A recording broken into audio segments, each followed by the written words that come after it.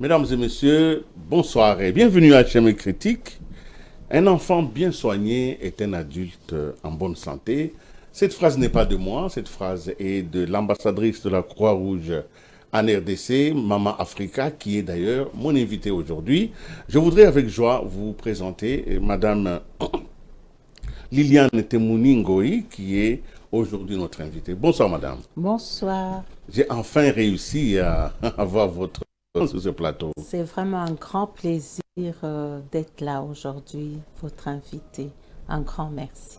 Moi aussi, je suis honoré parce que à côté de ce que vous faites au quotidien et la manière dont je suis entré en contact avec vos activités, j'ai été vraiment impressionné, mais nous allons y aller progressivement.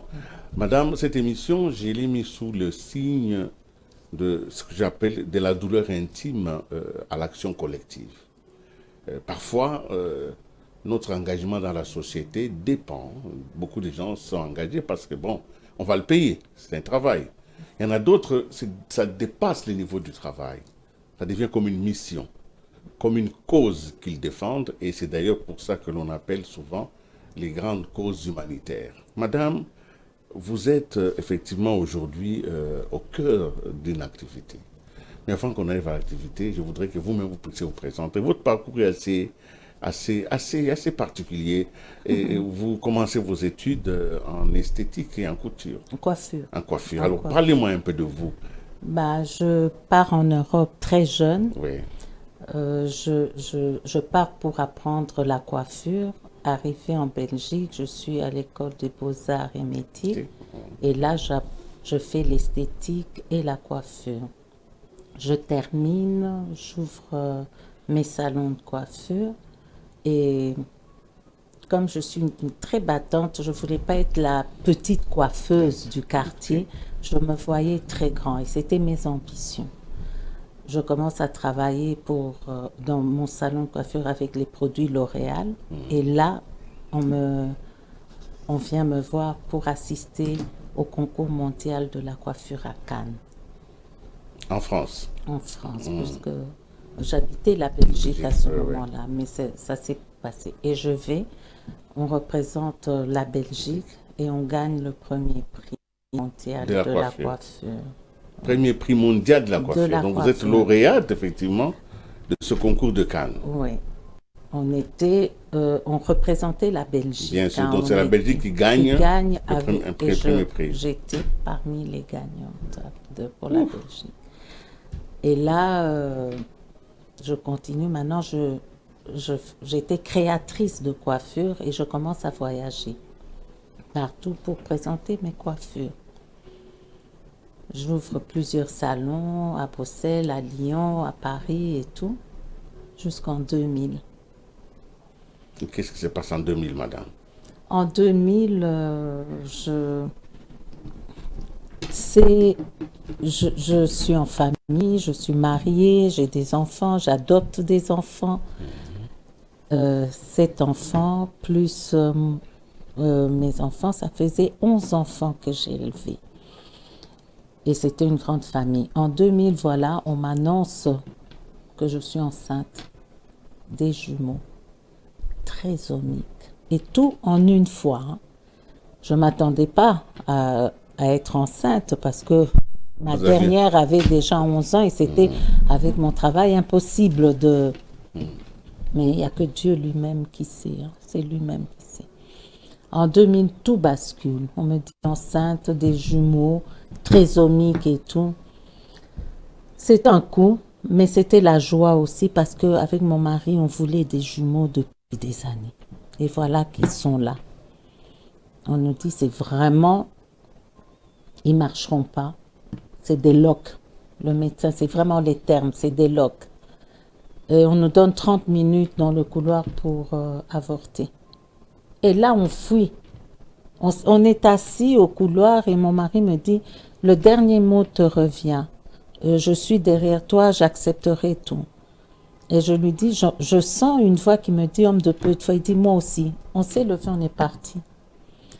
Et le médecin commençait à appeler. Et à 6 mois, j'accouche des prématurés. Parce qu'avec toute cette pression, quand même... C'était difficile, la psychologie et tout ça. Ouais. Oui. Pendant qu'on m'a annoncé la naissance, je voulais plus.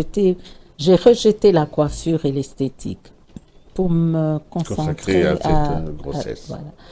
Et ils sont là, 2 beaux petits gamins, très omiques, mais on a dit qu'ils bougeront jamais. Un qui relève sa tête et il bouge sa tête. C'était déjà Un signe de victoire miracle, oui. pour nous. Et on s'accroche à ça. On rentre à la maison, 2 mois et demi à la maternité parce que c'était des petits prématurés. Et là, je vois passer des cas et des cas et des cas parce que c'était dans un hôpital spécialisé pour des enfants à problème et tout. Et je vois tous les cas, mais pour moi, mes enfants, c'était ma vie. Je me suis accrochée. Et ils sont tombés dans une famille où il y avait 11 frères et sœurs qui les ont acceptés, qui les ont aimés. Le papa les a aimés, la maman les a aimés. On était tous derrière eux. Et ils ont bien évolué. À 4 ans, malheureusement, je perds un des jumeaux. Une erreur médicale. Dans mes bras, je le tenais, sa tête là, sa petite main là, et l'autre main qui tenait l'aérosol. Il se bougeait, je ne comprenais pas. Le médecin nous a dit 10 minutes d'aérosol, puis on rentre à la maison, il n'y a rien de grave. Mais il était allergique à l'aérosol. Mon Dieu. Et ça l'étouffait. Moi, je maintenais. Et lui, il résistait. Il bougeait, Bougeait, il mais se battait. Mais pour moi, c'est 10 minutes, il faut attendre. C'est pour l'aérosol. Il n'y a aucun enfant qui est mort avec l'aérosol. Les miens, c'est 2 cas sur 100 millions d'enfants. Et il meurt dans mes bras où je le tenais et tout. Vous vous rendez compte? Un deuxième traumatisme. J'ai pas accepté son départ pendant 18 ans. C'était tous les jours les pleurs. Je m'en voulais. Je dis, si j'aurais pas tenu, peut-être il serait encore là. Mais bon. Et son frère? Son frère est là. 20 ans. 26 ans. Il a 26 ans. Il fait du karaté, il fait du tennis, il évolue bien. C'est pas du tout les locs qu'on avait parlé. Il est aussi costaud que vous. Et il se porte bien. C'est un grand sportif. Je crois que tout le monde le voit quand il passe et tout. Votre histoire, et je vous ai laissé vous exprimer avec beaucoup de respect d'ailleurs, parce que ça prouve que l'on peut conduire sa vie avec une force intérieure. Alors, de votre propre expérience personnelle, vous avez décidé de mettre en place une structure. Oui. Dans quel contexte vous l'avez créée? Quand ils sont nés en 2000, mon mari et moi, on avait décidé d'ouvrir une association pour accompagner les enfants trisomiques. Et on a commencé ça à Paris. Et quand il est mort, quand je l'ai mis dans la terre, je lui ai promis de rentrer au Congo pour sauver un enfant jusqu'à ma mort. Parce que je n'ai pas pu le sauver dans mes bras. Donc je sauverai d'autres. Je sauverai un enfant. Je reviendrai au Congo pour sauver un enfant. Et ça, c'était... Yann avait 4 ans. J'ai dû attendre jusqu'à ses 18 ans. Quand il a eu ses 18 ans, tout allait bien. Il n'avait plus des obligations médicales. Parce qu'en Europe, quand vous avez des enfants handicapés, c'est tout le temps des contrôles et tout. Il n'avait plus cette obligation. On est revenu pour prendre en charge un enfant. Et quand j'arrive, je me renseigne où je peux aller pour faire soigner un enfant. Je ne peux pas aller dans la rue prendre un enfant, on va se dire, elle vient d'où comme ici, beaucoup, c'est la sorcellerie, c'est les magies, c'est ici, j'ai préféré... Vous avez évité toute spéculation, vous avez trouvé évidemment cet enfant. On m'a amené à la pédiatrie de Kalembe-Lembe. Et là, quand j'arrive, je rentre dans le bureau du docteur Akele, que je salue et je félicite cette femme, elle est formidable.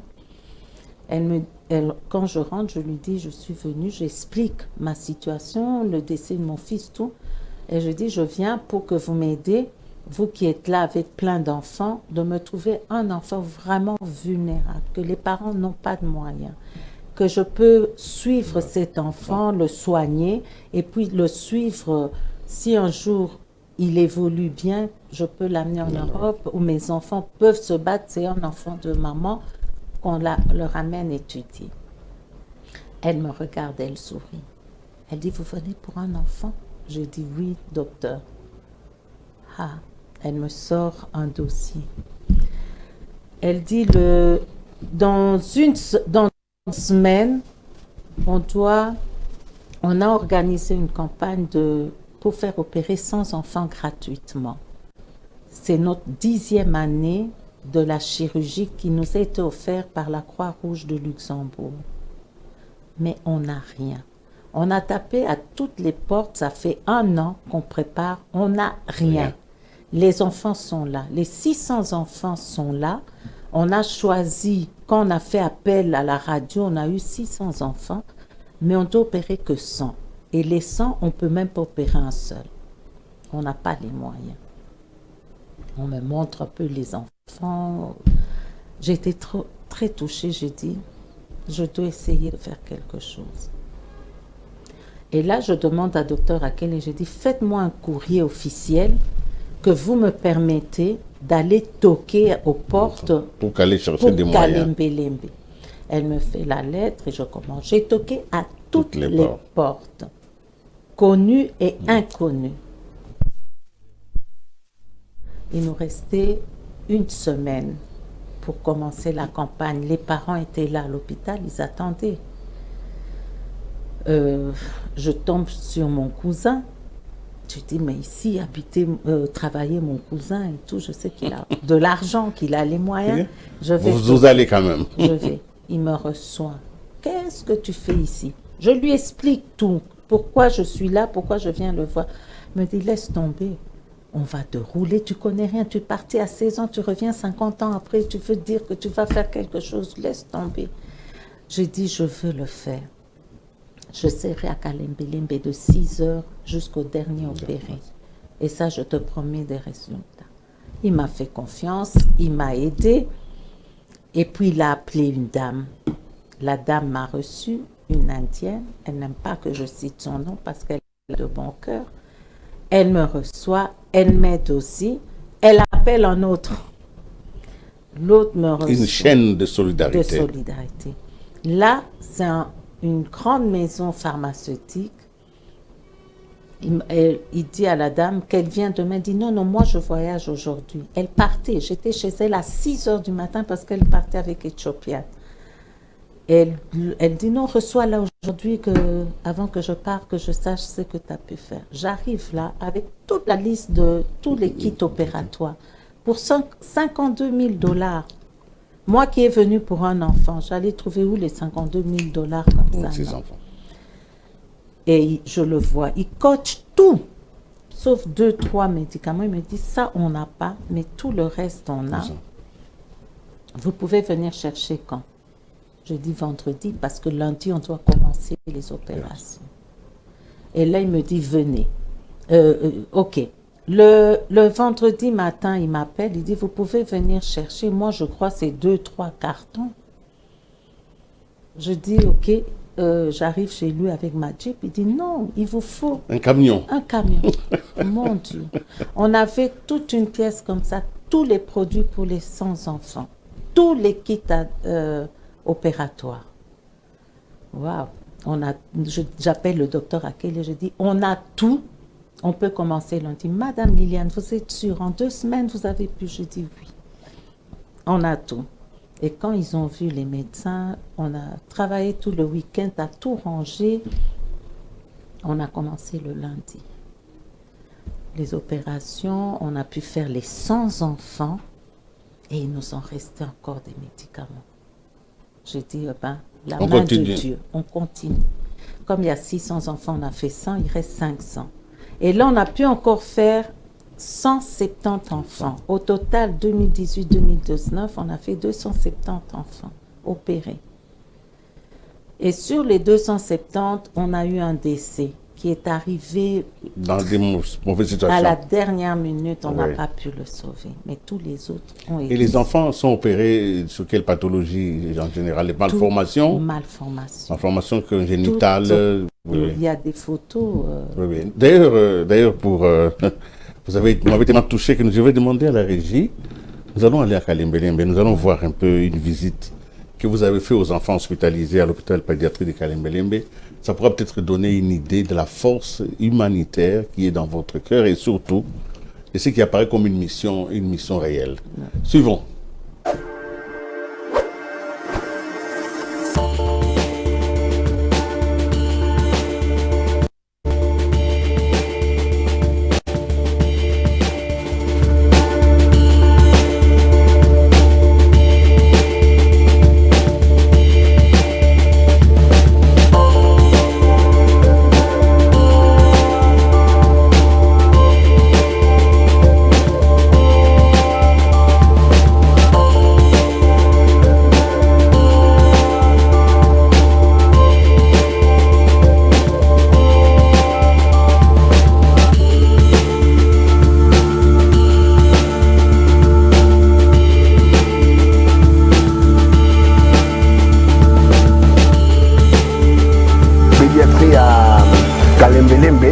eza eloko ya liboso nga na tika ya longtemps na Kinshasa oyo toyebi ke esungaka bana nde namoni na bamboka bapaya ba pédiatrie ezali. Alors en partenariat na Association Sans Frontières, il y a la vice-présidente Madame Liliane Moïtemoni nde nasengaki toya kosala visite totala ka ya bana oyo baza hospitalisé awa na pédiatrie ya Kalembele. Moni ndenge tolanzaki slogan na biso aimons nous vivons avec amour na bolingo ya biso nyonso toza na Kinshasa oyo. Beaucoup plus message nazolanse na bamama oyo nyonso baa na Kinshasa oyo parce que bamama nde baza base ya maternité. Donc soki tosorganize na ye na bango ou baye bango moko ko rendre visite na situation na moni na pédiatrie à Kalembelembe, c'est déplorable. Il y a la série de maman, baya bango moko bala na image yo bango na bonne parce que des fois ba image ko saka baya ko mona na miso surtout par rapport à équipement, matériel, peinture, couleur. Et donc c'est ça très important. Il y a rien. Il n'y a rien, et donc il y a quoi faire. Dans la côté, la Kati, la salle, il y a place Vachema, la Bakouvès, c'est le seul endroit, na moni moi côté Mekiti, mais bah Munganga, bah du combattant, mais c'est bizarre, bah le mieux c'est grâce à Association Sans Frontières. Donc celui maman Liliane la salle qui a monté, mais bah on a bah la Bakouvès, bah ça là éteint la chaleur. Alors t'as la condition pour Bakouvès wana, t'as la condition Bakouvès. Donc, si telle condition, ça fait trop mal. Ça fait vraiment trop mal. Donc, le plus important, bisogno sur tout élément. Même pas l'ami, papa, tout élément. Tout ça, les salades, tout son gana. Et moi, nous vivons tout le monde pour les éléments, mais tout ça, du moment où on est en vie. Nasepeli mingi ndenge papa Guy aye ko visiter parce que eza pasi lors na komaka na 2018 ezaki vraiment mawa mingi komona dans les conditions nazwaki décision engagement pas décision engagement vis-à-vis ya docteur Akele nakoma mendiante na bango nakende kobelela esika nyonso po tokoka kosala na esika oyo un petit bijou pour nos enfants. Bana oyo bazali awa eza mingi bana baza na mayele makasi. Un enfant bien soigné, c'est un adulte en bonne santé. Bango nde bakobundela biso pour na Congo na Congo na bango. Alors ndenge Kinshasa ye aye awa aye po abelela aza na ba facilité ba ouverture mingi aluka même des parrains des marraines pour na kosunga ngana yaka na kalembelembe po na zwa charge ya mwana moko tili wananga mene kokuta na lelo je suis à 750 enfants opérés gratuitement ici à Kalembelembe mais je ne sais plus le faire seul. Nazo benga bino nyonso. Boza na besoin te ya koleka na par Association Sans Frontières ou Maman Liliane. Na bureau ana médecin directeur Maman Akele. Une maman de cœur pour les enfants. Boye bomonier bolobi docteur Tongoye ba situation à bana qui on peut prendre en charge. Moko 10, 20, 100 bino moko kaka. Un grand souci qu'on a, toza kosa lisaba opération, toza na groupe T, celui qui peut être touché à mema groupe wana Kalembelembe a ko sauver bana et belé. Tozo deux fois tozo coopérer, il faut qu'on arrêter parce que le groupe ne marche pas. Courant et ya que on peut pas se fier na courant, toza ko se fier plus na groupe.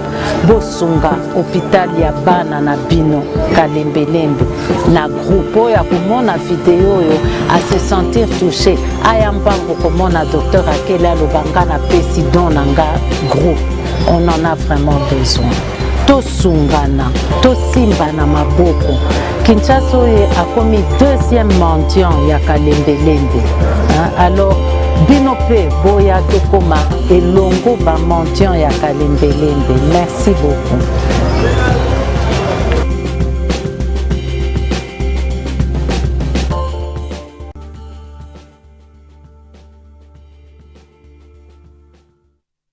Image émouvante. Pour ceux qui nous rejoignent, nous sommes ici avec Madame Liliane Temuningoi, qui est la mendiante des enfants. Voilà les surnoms que l'on vous donne. Oui.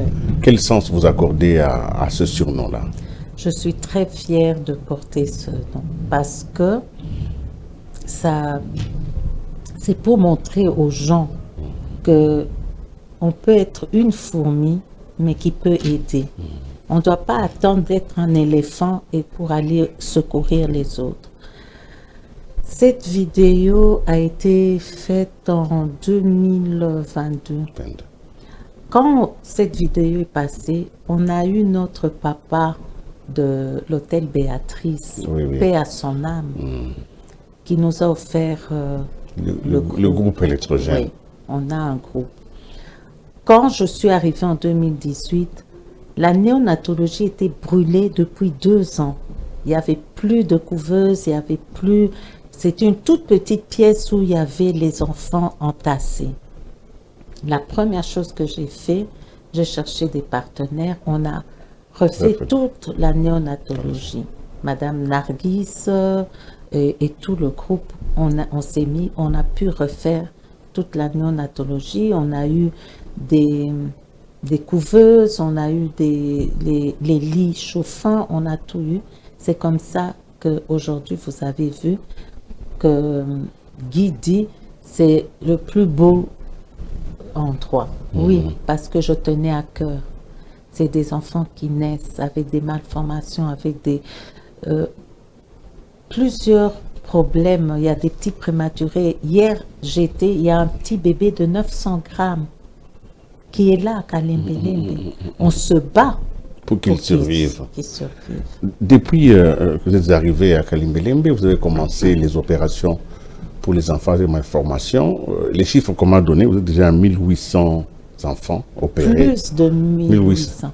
À ce jour, on est avec les 4 que j'ai pris de hier à aujourd'hui. Ça monte. On était à 2080. Mais tous les jours, il y a des prises en charge. Qui arrivent. Mais c'est énorme comme responsabilité. Vous ne pouvez pas être seul à vous battre. On est à 2 maintenant. J'ai une dame que je dis aussi qui s'est mise avec moi en disant je suis aussi la mendiante de Kalembelembe, Madame Zarina. Oui, avec laquelle vous travaillez Oui. pour obtenir des appuis pour Voilà. ces enfants. Elle me vient beaucoup en aide, elle me soutient beaucoup. Et c'est vraiment, si on avait plusieurs personnes comme ça qui se rejoignaient à nous, je crois que 2080 enfants, plus les 100 qu'on va faire opérer. Mais entre-temps, jusqu'en juin, il y a tous les jours Des enfants 3, qui 4. naissent. C'est une goutte d'eau dans l'océan. 2080, c'est pas énorme pour tous les enfants avec malformation. Mais je travaille qu'avec Kalembe. Mais il y a d'autres pédiatries. C'est la seule pédiatrie au Congo, hein, Kalembe. Oui. C'est la seule pédiatrie. Il y a des hôpitaux avec des services de pédiatrie, mais le seul hôpital qui s'occupe essentiellement des enfants, c'est Kalembe. Donc c'est normal. Necker à Kinshasa. D'accord. Voilà. Alors, comment vous êtes arrivé à collaborer avec la Croix-Rouge, parce qu'elle vous a même nommée ambassadrice? Oui, voilà. Kalembe, c'est marqué d'ailleurs, ils ont eu les 2 salles d'opération par la Croix-Rouge luxembourgeoise. Oui. Le travail que je fais, c'est un peu le travail du ministère de la Santé, de Kalembe et tout, de Croix-Rouge et tout. Mais ils ont vu votre détermination. Ils ont dit, elle doit être notre ambassadrice parce qu'elle fait énormément. C'est comme ça qu'ils m'ont appelé, ils m'ont écouté. C'est une décision qui se prend en plusieurs mois, mais en 4 jours, ils ont décidé.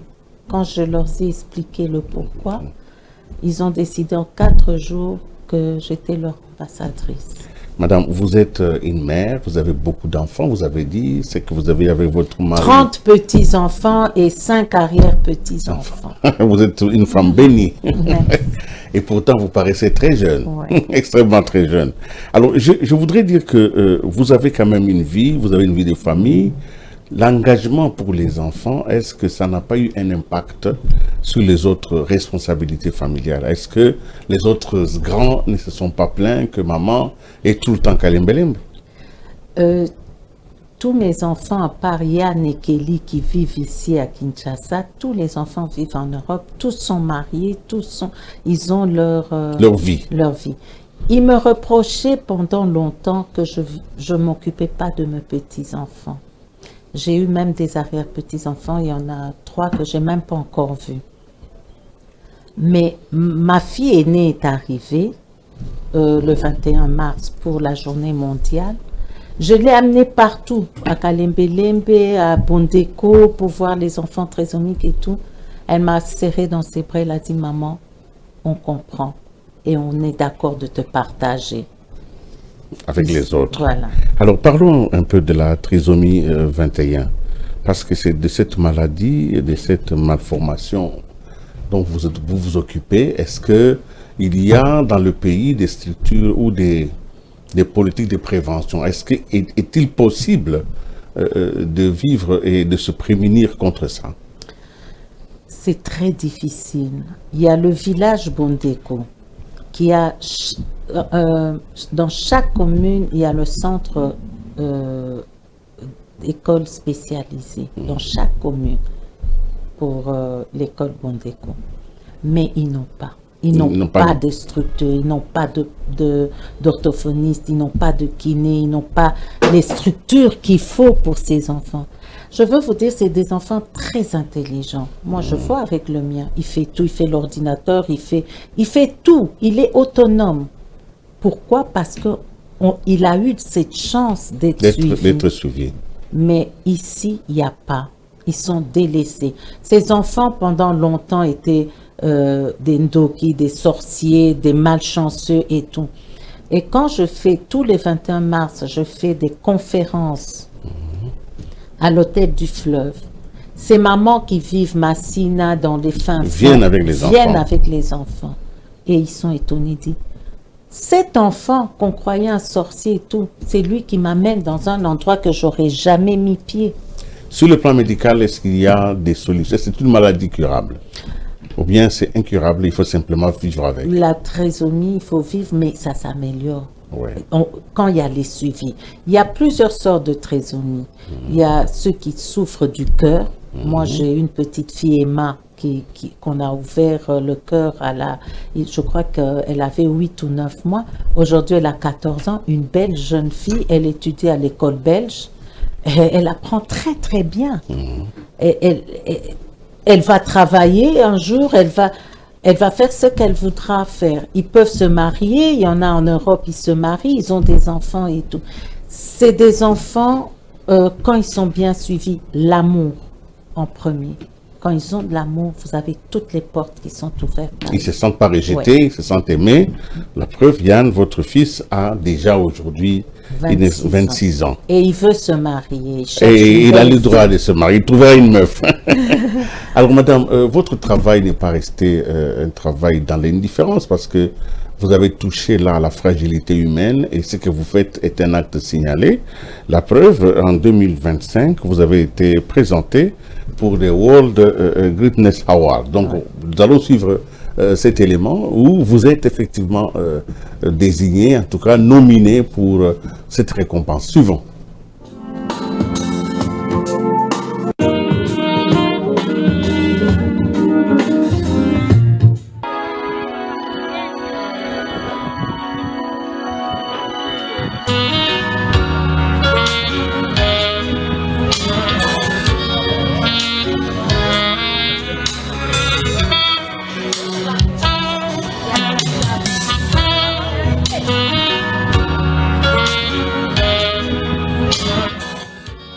À Zanzibar, l'ambassadrice de la Croix-Rouge, Madame Liliane Temoni Ngoïmawa, vice-présidente de l'association Sans Frontières, marraine de la paix, a récemment été honorée lors d'une cérémonie prestigieuse par une reconnaissance internationale significative. Elle a été officiellement nommée au World Greatness Award et inscrite au World Book of Greatness, parfois surnommé le Guinness de la civilité mondiale. Cette distinction majeure, récompensée par l'engagement sans faille de Madame Liliane Temoni Ngoïmawa, son travail concentré sur l'assistance des enfants malades, assis en situation de grande vulnérabilité, ainsi qu'aux enfants porteurs de malformations congénitales. Cette nomination confirme l'importance de son œuvre humanitaire pour la protection et le soutien des vies des enfants.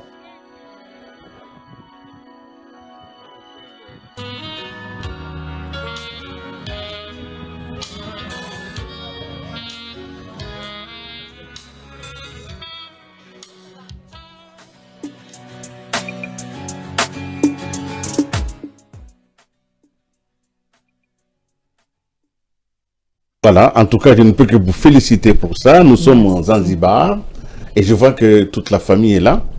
Vous avez pu amener tous les enfants. Tout le monde. Donc, pas tous, mais tout ce qui était disponible. Ouais, disponible. Et ça s'est passé comment?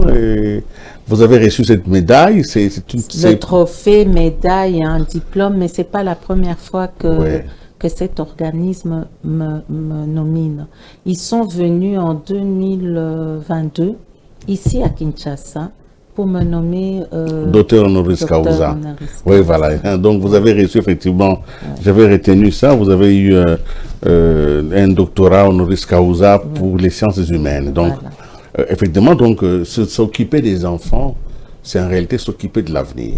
Parce que, vous l'avez dit, un enfant bien soigné, c'est un adulte en bonne santé. Alors, c'est vrai, vous êtes gentil, madame, mais vous êtes dans un environnement où il y a des grandes irresponsabilités. S'occuper des enfants, même si vous avez les grands cœurs, ça relève quand même du ministère de la Santé. Ouais. Est-ce que vous avez déjà rencontré les ministres de la Santé? Est-ce que les structures officielles de l'État, vous avez discuté avec eux? Oui, j'ai rencontré plusieurs fois tous les ministres de la Santé.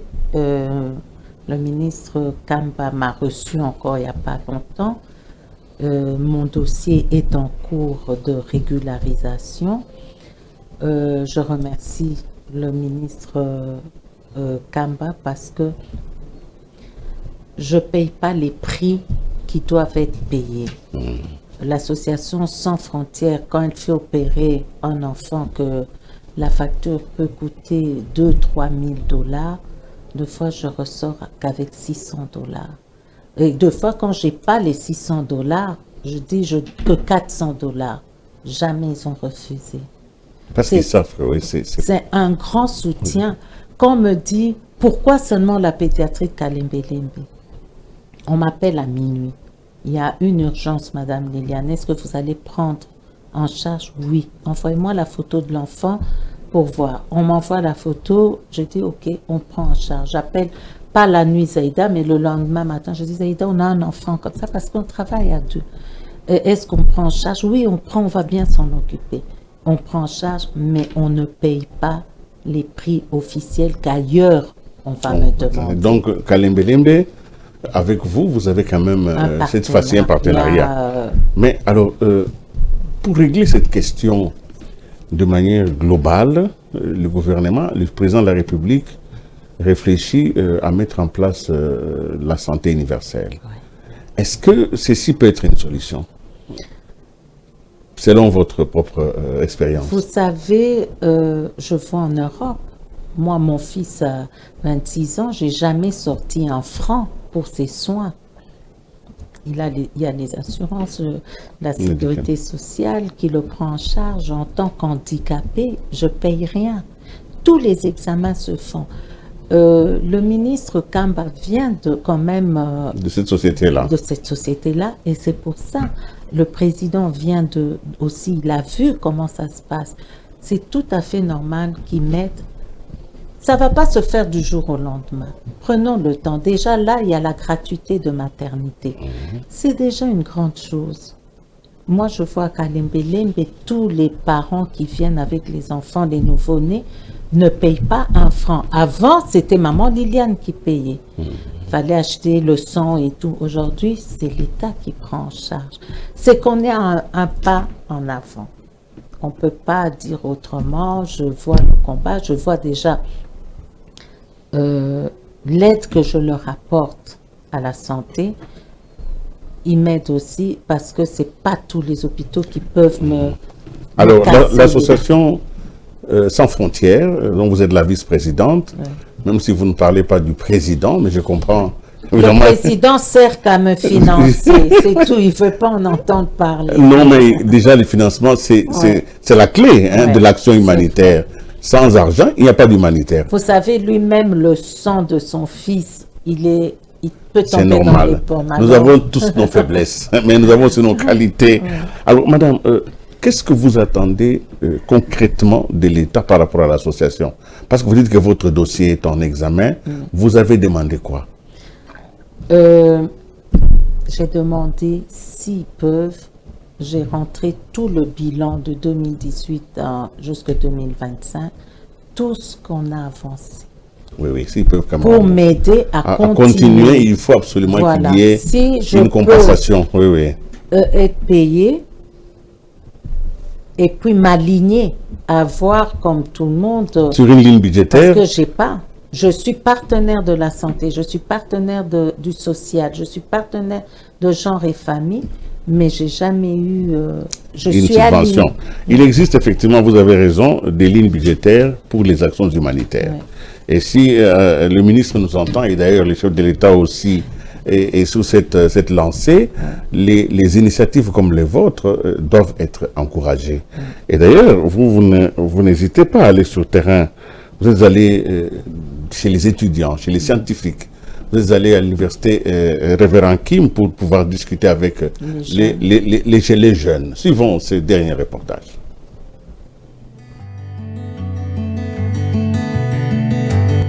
Vous êtes la deuxième femme à être beaucoup plus voulue par les étudiants. Ils ont dit qu'on veut la revoir et ce brevet-là, on veut que ça soit elle qui puisse recevoir ça. C'est aussi beaucoup plus à cause de votre cœur. Quand je vois ce que vous faites, moi personnellement, je me dis, je dois être maman Liliane. Je dois être maman Liliane dans ce que je fais, dans ma façon de voir le monde, surtout les autres. Parce que vous êtes privé de beaucoup de choses pour les autres enfants. Vous avez abandonné les conforts, les luxes. J'ai même vu récemment que vous étiez à Goma. Ça montre le cœur que vous avez. Et comme une mère pour la nation Maman Marie-Joseph, si on veut l'appeler comme ça. C'est Mère Teresa. Mère Thérèse, voilà. Et ça vous rend immortel. Tant que Congo existera, On parlera de Maman Liliane. Et c'est ça le plus important dans la vie. Quand elle a dit qu'on a vu votre nom, je me dis, elle m'inspire beaucoup. Mon but, comment je suis devenue présidente des étudiants, c'est de rester immortelle dans le cœur de 10 ou 20 personnes. Si on peut, pourquoi pas. Donc, comme vous êtes sur ce chemin-là, vous inspirez beaucoup, particulièrement, vous m'inspirez beaucoup. Alors, au nom de l'Université Révérend Kim, du recteur, en mon nom et tant que présidente des étudiants, les étudiants de l'Université Révérend Kim vous décernent ce brevet pour être un modèle inspirant pour les jeunes et les étudiants. Vous vous distinguez par vos actions et vos engagements, et votre engagement, j'allais dire, a écrit positivement l'histoire de la République démocratique du Congo. Nous venons de remettre un brevet de mérite à Madame Liliane encore une fois, puisque l'année dernière elle était là, elle était conférencière et son exposé avait beaucoup inspiré la jeunesse. Et en sans là j'étais déléguée facultaire, quand je suis devenue présidente, on a lancé ce sondage et Maman Liliane était revenue assez citée par les étudiants, comme quoi pour dire elle inspire la jeunesse, plus particulièrement les femmes, les jeunes femmes d'aujourd'hui et les femmes de demain.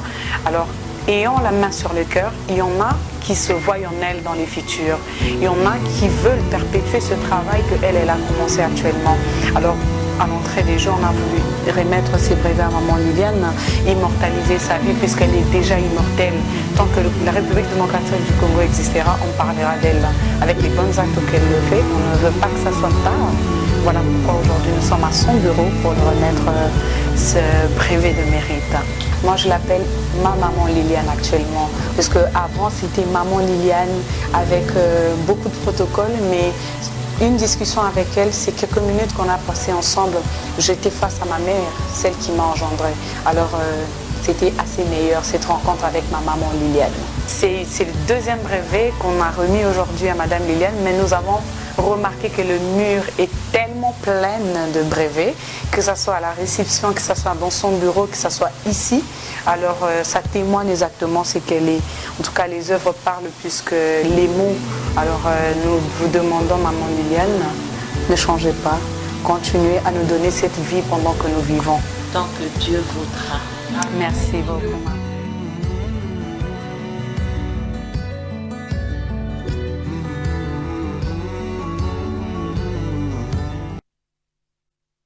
Voilà, nous n'avons pas de brevets à vous donner ce soir, mais en tout cas, celui de Géopolis, c'est toutes nos félicitations et tous nos encouragements. Nous serons toujours ouverts pour que vous puissiez passer vos messages sur nos antennes. Merci. Alors, madame, c'est vrai qu'il a fallu beaucoup. Vous n'avez pas montré les chemins difficiles. Hein. Je sais que aller chez les gens, poser des problèmes des autres, des enfants, etc., et tout ça, se faire passer pour une mendiante pour les enfants, ça doit vous avoir... Quand même, vous avez vécu en Europe, de l'esthétique, de la coiffure, de la vie en haute société, jusqu'à aller maintenant presque quémander l'aide pour les enfants. Il a fallu que vous ayez quelque chose en vous. Quelles sont les mutations que vous avez opérées sur le plan personnel pour être l'arme puissante que vous êtes aujourd'hui? C'est une grande fierté de se rabaisser pour relever les autres. Les autres, c'est qui? C'est ces enfants. C'est ces enfants que j'ai pu faire opérer en étant la mendiante. C'est une joie pour moi. C'est une cicatrice qui a été fermée parce que pendant 18 ans, c'était toujours pleurer. Mon fils est mort dans les bras. Arrivé aujourd'hui à 2080 enfants opérés et sauvés, c'est vraiment une fierté. C'est pour dire à chaque personne, même avec $10, vous pouvez sauver. Il ne faut pas attendre, j'ai pas les moyens, j'ai que $100, je ne pourrais pas. Si, vous pouvez commencer. Moi, j'ai commencé par un enfant aujourd'hui, voilà où j'en suis. En 2080. Ouais. Votre message, d'abord pour les décideurs dans notre pays, parce qu'il y a des décisions importantes qui doivent être prises, mais votre message pour les Congolais, vous venez de dire qu'il n'y a pas un seuil pour pouvoir être bon, pour être compatissant. C'est avec ce que l'on a que l'on donne. Alors, votre message. Mon message en premier, je remercie le président Félix Antoine Tshisekedi qui me suit, qui voit tout ce que je fais, parce qu'à l'occasion, quand je peux avoir un message venant de lui, c'est que des félicitations. Dernièrement, il m'a honorée d'être ambassadrice humanitaire de la RDC. Première ambassadrice humanitaire en RDC. C'est par le président Félix Antoine Tshisekedi, que je n'ai pas encore vu pour remercier, parce qu'on m'a appelé pour me dire, voilà, vous avez un passeport diplomatique, vous êtes ambassadeur humanitaire pour la RDC. Et je lui remercie infiniment. S'il nous suit, un grand merci. En tout cas, il nous suit. Madame, message pour notre peuple. Parce que parfois des familles sont traumatisées.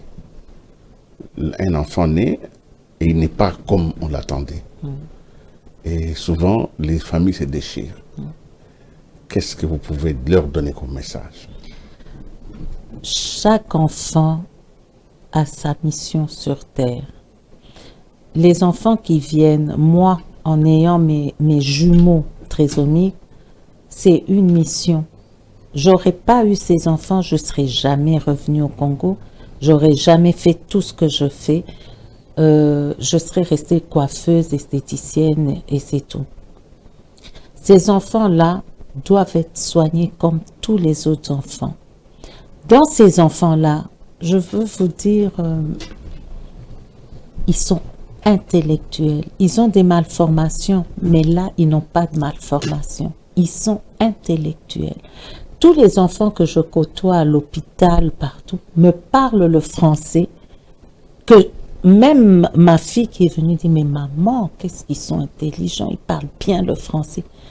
C'est des futurs médecins, ministres, présidents, premières dames, s'ils sont bien encadrés, s'ils sont bien soignés. Les soins pour ces enfants, c'est important.